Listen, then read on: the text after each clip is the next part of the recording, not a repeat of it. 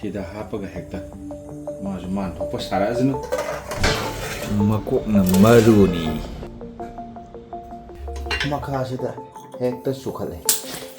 mai chingini he yot ngakani na chingini ne as aham da chingi he lapna tamna purakpa thawni lapna tamna lamdam kaya fauraga lakpa tilhawni lapna tamna more rom dai lamba ya UP rom Bihar rom dai lamba ya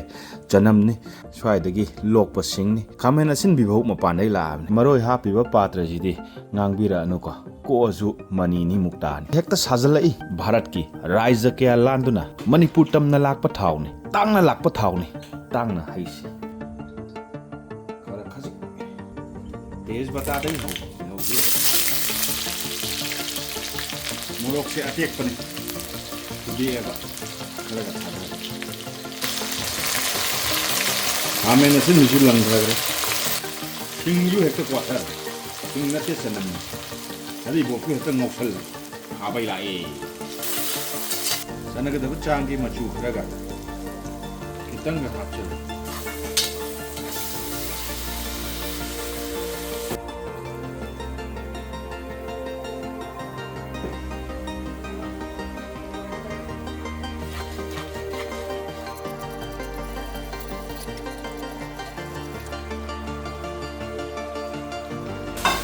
Makok Marum sini makoi bal makok kapten azu yabre masakra maru hapsen bata azu marum simana kona footboy ngan bot tawra ga gidna bai sing khara hekta zoro haidha khara ga hekta haijil lai sing shaw thola ge na hi ori chawre Karage hekta football ke bo dong hai jal hoy khare jima tha da ja marum jima pa tho ge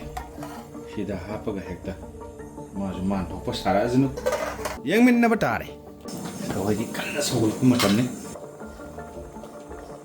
hajare ne marum ju khare ngam me makha ju kadre marum ju kaidre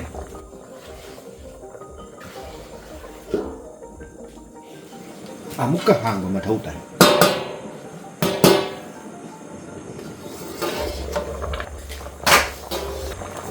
chap chai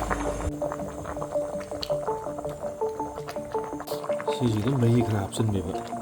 tengko ne kai ne pun sai thok ta na ba khwai ding pha ba Khuthong oiren horen loraga zoro aido si ju haura ka dore haudri ngai jida injang da langjal laurage ko ne ta kuppage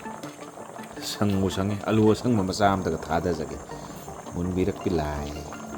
ne asuk kan sauro munra ba marum haidok pa matam yaure haidok jarage oro launa hekta haidoge pun hekta somina lage moi masen pun hekta somina re jane mama macha am to hai lage haidoge oro launa haidok hekta tengjal lage hajar sine moi masen punjin nagraba matungi view ni sana kan marum nere sing khara jima sisu saubada yausal hawar makok maru ni na makok sin likhat ga le makok likhat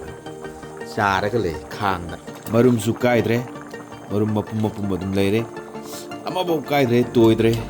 makok su haipet kairaptre makok ani ni ani makaidre popli budi tawre mahi gi chang su nang silak le janam gi chang su mundre alu hap ki besu mulam mane thaje haipeta khabai na namage yengjege mulle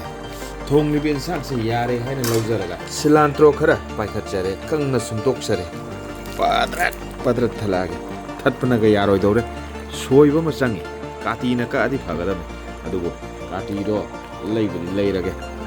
chakhum kati do leibud le thang nekta soijalle apun mana pangal ni haibadongna hadigom amakatang thatpadi lai mayam punjal laga punna thalakpadudi fanakan ba khut orasu hekta thatpa ngamde as chapchari ni hadigom su lore hek soibu loibu chapchari ni si chapchare muthalohuna pharani kangjan dibuna halani mahi asaba khar lauraga Yongchak Singju da transfer tawjakhragi alu na mun khrabada janam na mullabada punna hekta mulle na haibadu alu ko na thirage mun mugi sang je si yaurabani na asai da ki thongjaba injang matang swai da loire landing site ta mu thengna rasi landing site yausalamni na chana mama mungre marum ju kaidre makok si ju kaidre bani to pura best quality da leiram khara ekta oro launa haijel laga mahau amdang yengmin na ba mathau tare as matunga je amda kaida bi thonga bani so kai ne bi da chana mama chaba mathau tai tumam dai ki sak sab da nungdang gi dinner chab da chana mama chab yu mayam phagum tau bani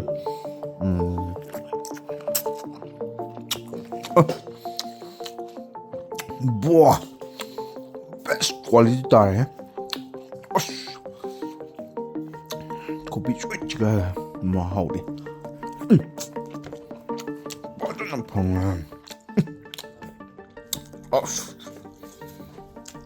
Mahal kupang juga. Asam nak kan lagi lala. Singju kagak lahau lagi. Singju pura Singju kerja. Pumna makahau hai.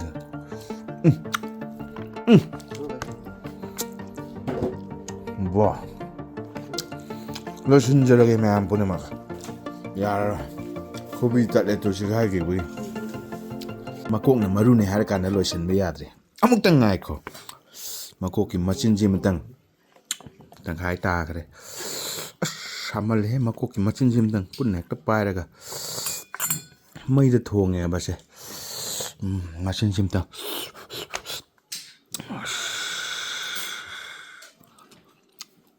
Sabi su cây đó mà chín dạ